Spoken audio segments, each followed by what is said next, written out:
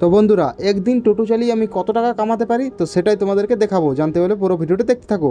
সকাল সকাল একটা রিজার্ভ ভাড়া পেয়ে গেছি বাঁকুড়া। তো বাঁকুড়ায় গিয়ে ওরা কত টাকা দিল, ফাইনালি আমি বাঁকুড়ায় চলে এসেছি। এখানে দুজনকে নামিয়ে দিয়েছি, ওরা দুজনে আমাকে মোট দিয়েছে 260 টাকা। এখানে আছে 260 টাকা। 260 টাকা নিয়ে আমি এখন বাড়ির দিকে চলে যাচ্ছি।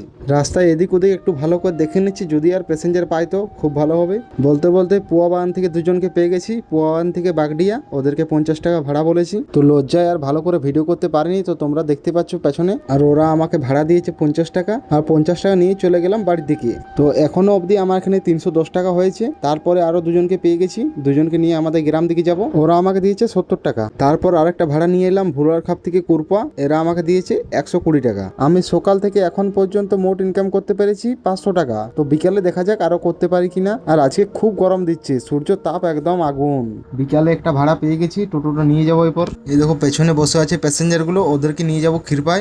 ফাইনালি ওদেরকে এখানে নামিয়ে দিয়েছি, তারপর ওরা আমাকে 100 টাকা দিল।